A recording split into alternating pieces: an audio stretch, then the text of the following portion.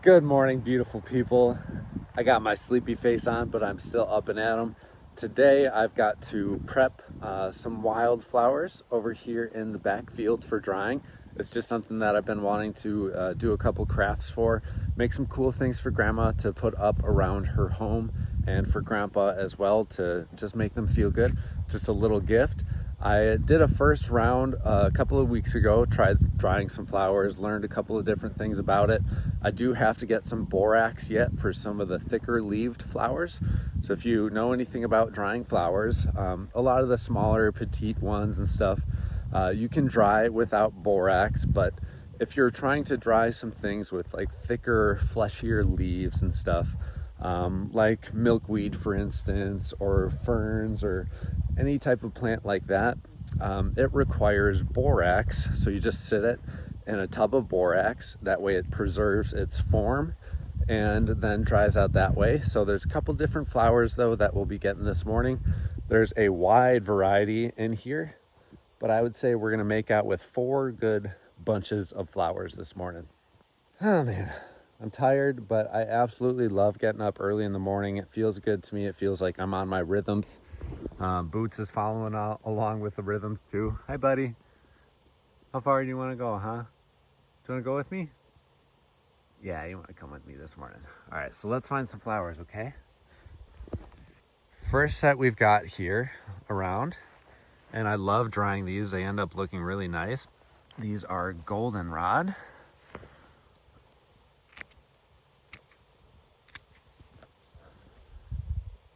Got a bunch of those ready for drying. Basically, I just strip off the bottom leaves.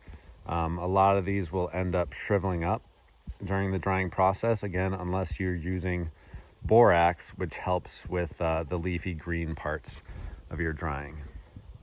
What did I say a couple of days ago? It's amazing all the different bones you'll find when you're out and about that just kind of unearth themselves. So here's another bone in a place that I've driven by a lot of times. And today, just happened to find a bone there, baby. It's like magic. What, you guys just taking a nap or what? High five. Yeah. Can I get another high five? High five. Yeah, buddy. This is spotted knapweed. I thought you'd think this is pretty cool. On these knapweeds, there are all kinds of bees that are just starting to wake up here for the morning. But just this one has 3 different bees on it. See, there's the first one, and then there's 2 more here. Right over here, there's another 2 of them just hanging out for the night, resting up in this little hotel there until morning. So I thought that was really interesting. And also, maybe that's why they call it knapweed. But my favorite part about nature and about doing these things is, I said it a couple of days ago as well, is you would be amazed at how fast things change, how many different things happen in front of your eyes that you just haven't noticed before, over and over and over and over again. I feel like it's a loop of infinity of just little moments like this that I think are so beautiful. I've got to settle on some of this knapweed here.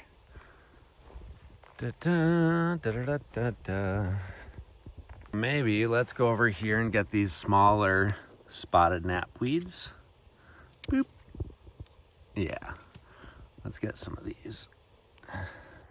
It is almost the end of the flowering season for these, so I think these smaller ones are a better option anyways. I just get more of the bunch that is actually blooming. Next we have prairie fleabane here. Prairie fleabane, let's see if we can find some fleas. Nope, but we did find this little bug here. There we go. Tiny little bug. It's kind of hard to capture it with this phone here, but get some of that. I also like the way the bladder campion looks like. So that's these little guys right here. Beautiful little round flowers that pop open right at the end. Cute little petite guys with these little, that's probably they call bladder campion, is because that little bladder on the end of it. Quick review, so far we have bladder campion, knapweed, fleabane, and goldenrod. Next we've got common tansy, a nice little patch here, and a daddy longlegs with a pocket full of pansies.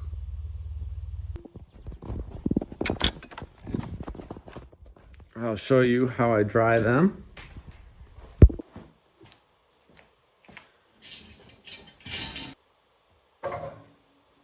We'll do the goldenrod first and use a dragonfly for that one.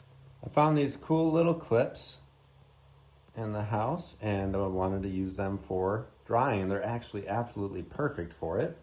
I'll show you how. Can't quite get the last one in there, so I'm just gonna sneak it up this way. But basically, just bring it up like this, and then with this weight, I'm able to hang that down like the other side like that, and then they sit perfectly. So you can use clothespins or anything like that as well. It would work just as fine as this does, but I thought those were the neatest little things that I found to utilize.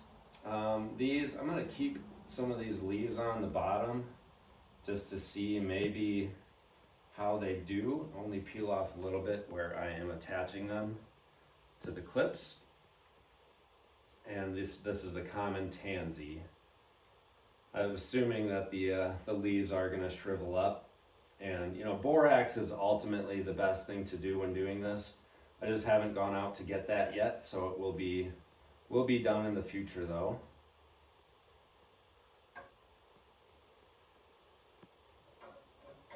Just like that.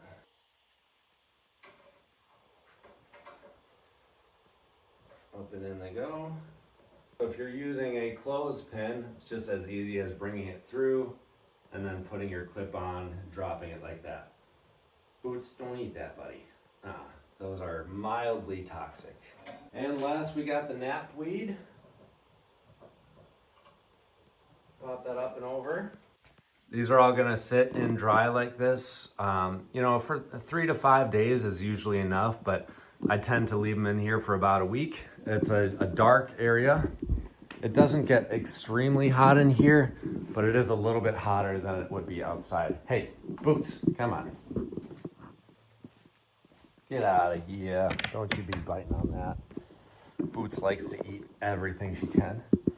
So I was saying it gets a little bit warmer in here, but it's not obscenely hot. The biggest thing is that it should be dark. You know, you've got to have them in a dark, warmish place, and it should do just fine.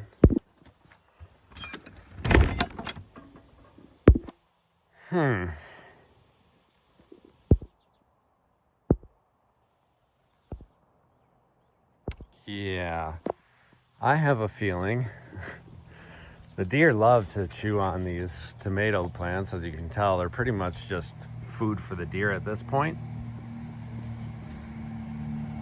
But I've got a funny sneaking suspicion that we had a deer, a poor deer got stuck in one of these yesterday. Freaked out, I'm sure. Ended up all the way over there.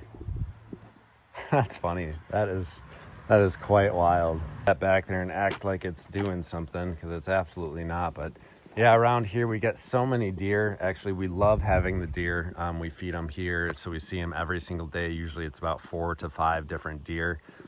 But they do love to get into the vegetables, especially the tomato plants. Every once in a while they'll go over to the petunias as well and just absolutely eat the crap out of those. Just a few days ago that was full of blooms, and they went over and ate them. So it's kind of a shame, but also just part of the deal when you have deer around your home. All the sempervivum we planted a couple of weeks ago for Grandma and Grandpa are doing really well. I expect them to survive the winter with no problem. We got these lovelies for 75% off at Qualheim's here in Tomahawk. And so it was a great buy. Of course, I bought every single one that they had because sempervivum, or hens and chicks, they're one of my favorite things to grow. They're just so much fun. We're gonna put your windows up, baby, because we got a storm coming in, hopefully.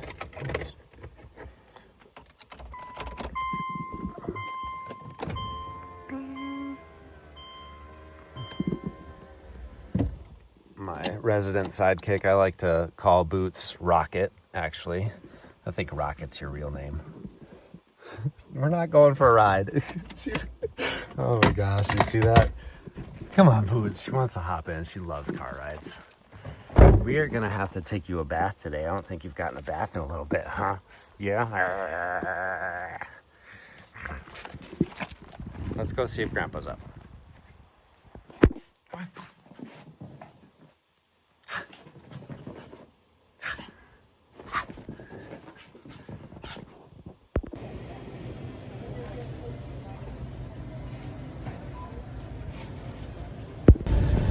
And today we get to experience the little rare sight of County Road Y. And then this guy is being a dick. I love it. So this thing just popped open closed.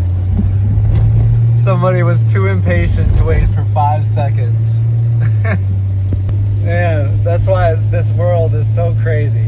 You know, the fact that somebody would put themselves in danger, whether or not he knows this crossing path, is just insane to me. You know, he had a family in the car even. It's just nuts. Meanwhile, here I am recording while driving in the vehicle.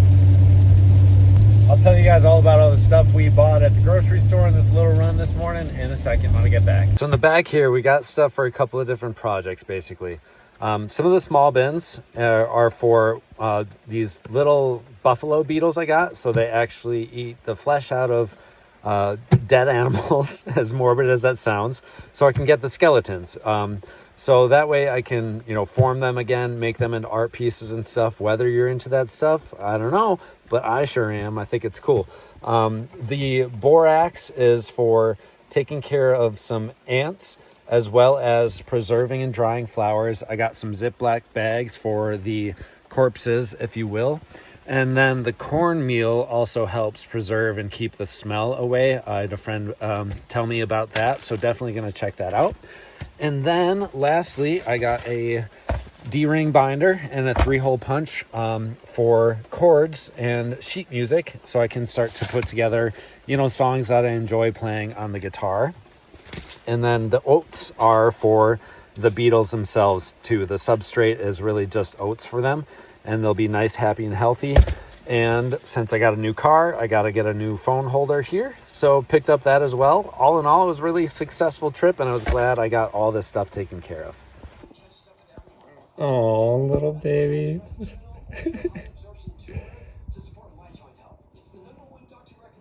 Where's Mama at? Oh, there's Mama. I have been using the GLP-1 injections through hers. I have lost 30 pounds. Hers has changed my life. I'm back in love with myself. See if GLP-1s are right for you. Start today at forhers.com. We got Boots in the bath. Go scrub, scrub, scrub. Are you ready, buddy? Hey, are you excited? You don't seem enthused. Yeah, buddy, it's really not your best look.